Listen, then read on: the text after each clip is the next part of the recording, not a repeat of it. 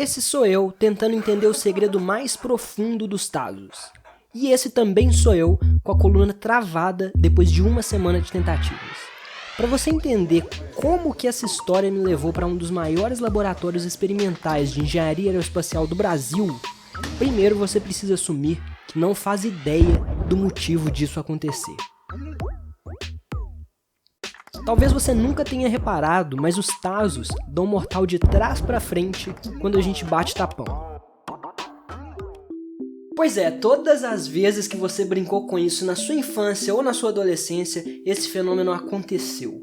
Mas eu tenho certeza que você nunca reparou isso, ou se você reparou, você nem deu tanta bola assim, né? Mas na moral, para só um segundo para pensar no tanto que isso vai contra a nossa intuição. Quando eu reparei e tomei consciência disso, deu tela azul completa.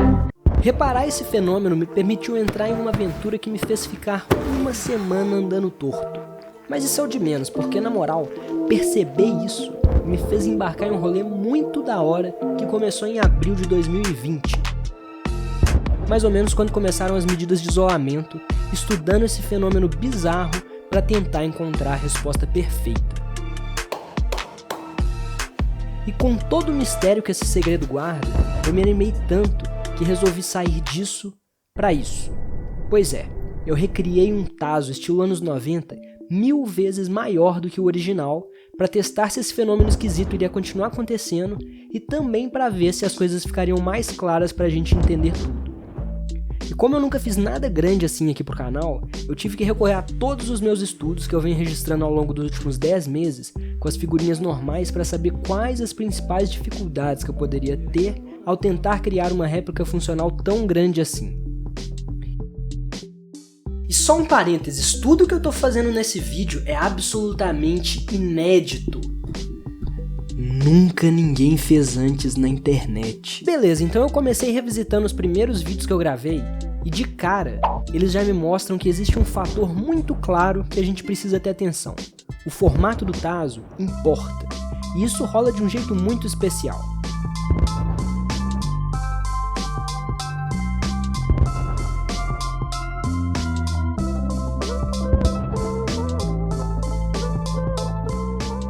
Se eu bato tapão com um Tazo normal, o efeito sobrenatural acontece. Se eu bato com um do Digimon, que é bem diferente, retangular, ele também acontece. E até com essa geleca esquisita, ou com aquelas figurinhas sensacionais do Dragon Ball, com todas essas o efeito rola. Mas se eu bato com essa figurinha metálica do Bob Esponja, aí nem sempre o fenômeno vai acontecer.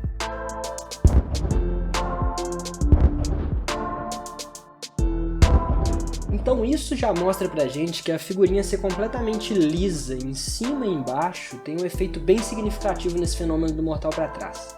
E isso já me fez pensar em algumas coisas, mas eu ainda queria ter certeza do porquê antes de afirmar qualquer coisa aqui. Então, como eu sempre tive mais facilidade de entender as coisas partindo do exagero, chegou a hora de escalar essa história pro nível monstruoso com o super, ultra, mega Tazo do Mitriverso. Para fazer uma réplica mais fiel possível, a primeira coisa que eu fiz foi pesquisar de que material os Tazos são feitos. E a resposta era bem óbvia, plástico. Aí para ter um Tazo 1000 vezes maior, a gente precisa reparar que apesar dele parecer um simples disco de 2 dimensões, o Tazo na verdade tem uma alturinha ali também. E eu tenho que considerar ela. Então por conta disso, a gente tem que pensar nele como um cilindro na verdade. Com isso, para o Tazo ser 1000 vezes maior, eu preciso aumentar o seu volume 1000 vezes. E para chegar nisso, eu posso aumentar 10 vezes o raio, ganhando uma área 100 vezes maior, já que ela depende do raio ao quadrado, e aumentar 10 vezes a espessura dele. Por via das dúvidas, eu fiz 3 versões, uma de PVC, uma de madeira e uma de papelão. E aí com isso em mãos, eu fui para outra parte gostosa do processo criativo, que foi dar vida ao Mitri do universo dos desenhos, e ter uma versão personalizada de Tazo só pra mim. Eu fiz um esboço razoável, que modéstia à parte até que ficou bonitinho, vai. E aí depois eu mandei esse desenho pros meus brothers Gui Lui e Vini Marangon, e eles deram vida digitalmente à arte pra mim. Mas ainda tinha um pequeno detalhe que eu tava subestimando. Como que eu ia fazer pra bater tapão com um Tazo tão grande assim? Tem vez que falta força pra bater com um desse tamanho. Pois é, não teve jeito. Para recriar um deslocamento de ar tão intenso assim, eu precisei criar um canhão movido a vácuo. Eu fiquei dias ajustando cada parâmetro para chegar nesse resultado aqui. Pois é, a ideia até que parecia boa, mas o resultado foi meio decepcionante. Precisa de bastante variável para a gente mexer e isso dar certo. Então eu mudei de ideia e tentei usar uma bomba de ar comprimido com um fluxo mais constante.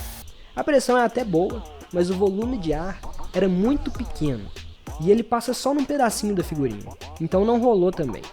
Aí depois eu pensei em encher um colchão de ar e pular em cima dele, mas também não foi muito diferente. A vazão de todos esses casos era muito pequena.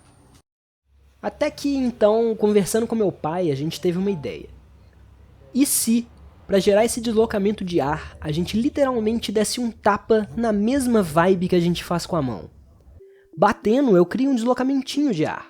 Pensando grande, eu poderia usar um colchão em queda para criar um deslocamentão de ar.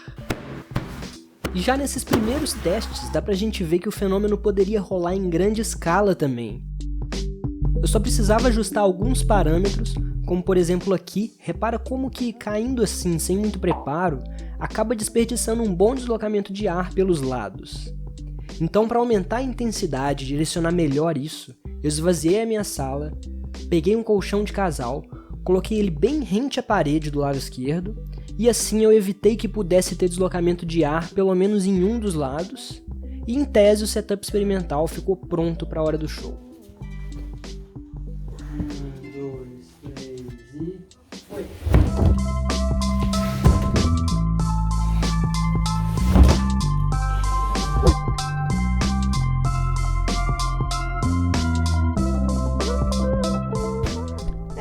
Deu quase certo. As únicas coisas que esse experimento me deu direito, na verdade, foram um jeito na coluna e uma tristeza no coração por não fazer ideia do que mais eu podia inventar para poder estudar esse fenômeno melhor. E mano, na moral, eu fiquei mais de uma semana com a coluna meio avacalhada, mas não foi nada muito grave, aparentemente foi só um probleminha muscular mesmo que deu.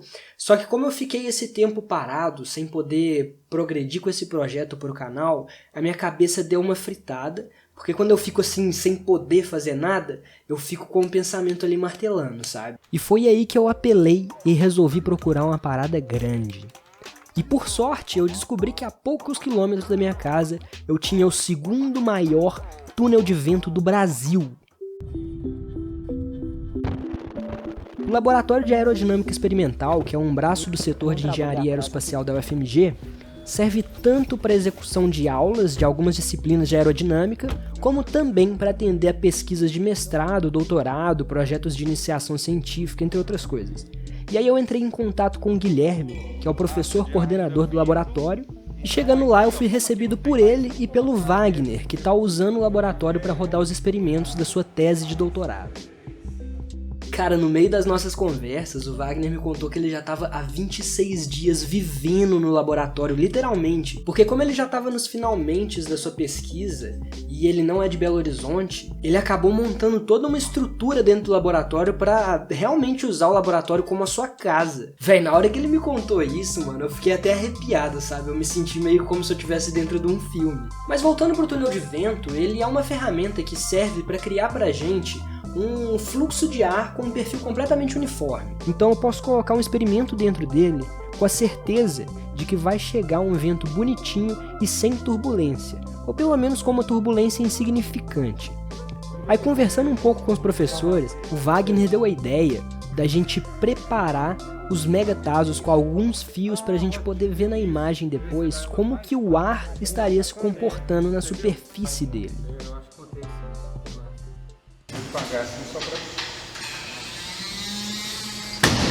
Pronto, agora a gente finalmente está preparado para rodar o experimento que vai abrir as nossas mentes.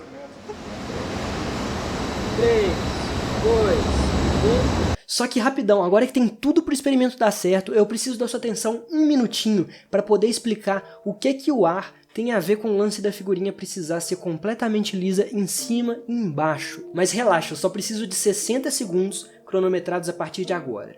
As ondas do mar, o voo de um avião, uma falta bem batida e até o seu guarda-chuva virando numa ventania, isso tudo só acontece, diretamente ou não, por causa de uma coisa que a gente chama de efeito Bernoulli. É uma ideia tão suave que eu só preciso de uma folha de papel para te explicar. Soprando em cima dessa folha, você vai ver que em vez de empurrar ela para baixo, ela sobe. Ó que viagem! O efeito Bernoulli é exatamente isso. Quando o vento lambe uma superfície, ele diminui a pressão ali em cima dela. E isso dá tipo uma chupada nessa região. E quanto maior for a velocidade do vento, mais intensidade tem esse efeito. Só que ele só rola quando o vento é tipo um fluxo laminar, ou seja, quando ele sopra bonitinho e em linha reta. O vento turbulento avacalha o efeito Bernoulli, que é exatamente o caso da figurinha de metal. Como ela tem uma borda e ela também tem algumas irregularidades na superfície, ela não deixa o ar soprar lisinho e rola turbulência em cima dela. Então isso, somado com o peso da figurinha, veta o fenômeno do mortal para trás. Pronto, agora a gente pode ver o que aconteceu no túnel de vento. 3, 2, 1... Que isso, véi? Mano, rolou. E eu vou te falar que eu tô com um misto meio louco de sentimentos agora, viu? Porque, mano, a gente conseguiu descolar a figurinha e a gente conseguiu virar ela, mas precisou de um vento aproximadamente de 60 km por hora. Então uma parte deu certo. Só que o segredo do mortal para trás dos Tazos pequenos é um negócio tão sinistro que mesmo assim, com toda essa estrutura de ponta, eu simplesmente não consegui replicar o fenômeno em escala maior. Mas mesmo assim, sem ver o fenômeno acontecendo, esse experimento ensinou algumas lições que vão ajudar a gente a finalmente entender qual que é de fato o segredo tão misterioso por trás do mortal para trás. A gente pode ver pelas linhas no taso que o fluxo de ar passando por cima dele tá bem bonitinho, quase que perfeitamente linear. Por conta disso, pelo efeito Bernoulli, a pressão em cima dele diminui, resultando numa força que faz ele começar a levantar. E no começo da inclinação dá pra ver que os fios ainda estão quase do mesmo jeito. Isso indica que o vento ainda está lambendo o taso ali em cima.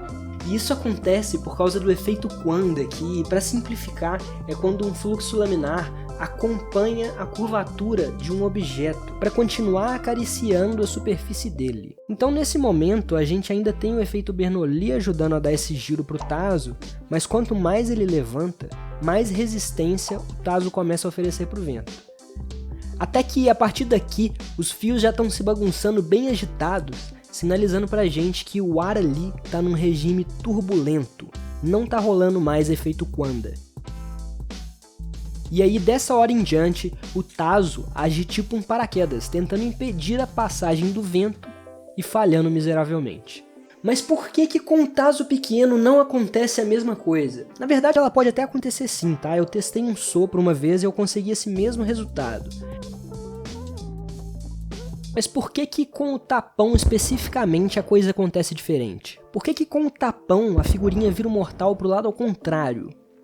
Bom, eu gravei isso em até 54 mil quadros por segundo, quase 2.000 vezes mais lento do que o ser humano é capaz de ver, algumas cenas em super câmera lenta pra gente investigar isso juntinho. E repara só como que nessa imagem a gente já consegue ver algumas coisas bem interessantes. Primeiro de tudo, o fluxo de ar que sai da minha mão não é contínuo. Com um pouco de talco dá pra gente ter noção disso.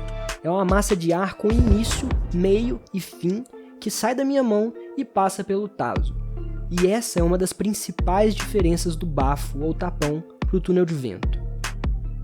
Agora vamos para as hipóteses que eu criei baseado nas evidências que eu venho colhendo. E rapidão, quando eu percebi esse fenômeno, eu soube de cara que era uma questão profunda, só que quanto mais eu me aprofundei, mais eu percebi que o fundo não chegava. Então é bem provável que eu faça mais vídeos sobre esse assunto no futuro, e eu também quero ver todo mundo participando ativamente dessa discussão aqui e botando a cabeça para funcionar nos pensamentos.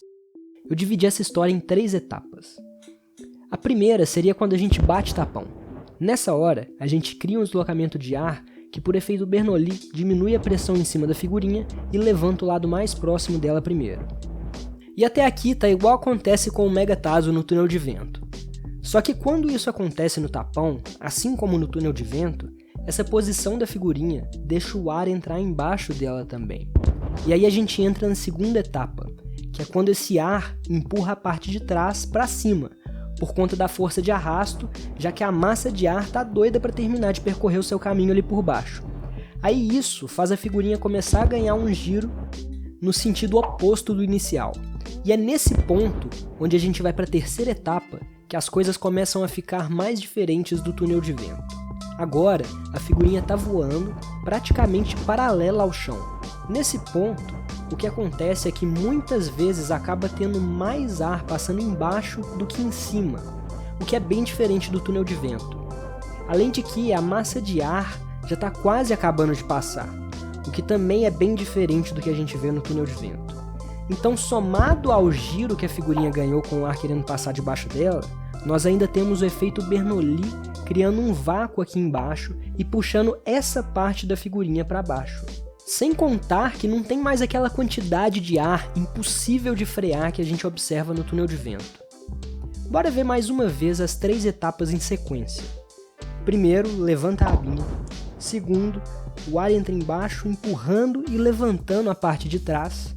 E na terceira fase, ajudando o movimento de giro que começou para o outro lado, agora temos também o efeito Bernoulli puxando a primeira aba para baixo. Fala sério, velho, muito da hora, né? Quando eu tava machucando a minha coluna, a minha namorada me deu uma ideia muito boa, já que as coisas não estavam lá dando muito certo, né? Que foi colocar todas as figurinhas no chão, junto com as grandonas, e aí eu organizei tudo e o resultado foi esse.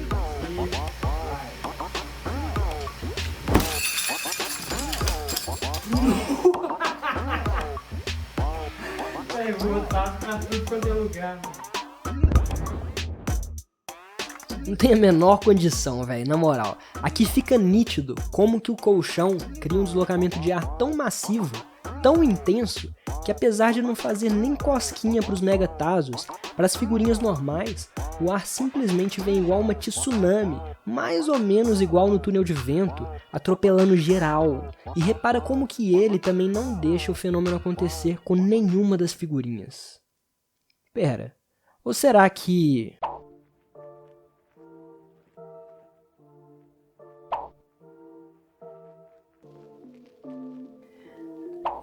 pra quem queria saber uma resposta, eu acho que eu saí com muito mais questionamentos depois desse vídeo. E se você curtiu o que aconteceu por aqui, se inscreve e já clica nesse vídeo do Mistério do Macarrão, que eu tenho certeza que você vai gostar. Não tem erro. Te espero lá.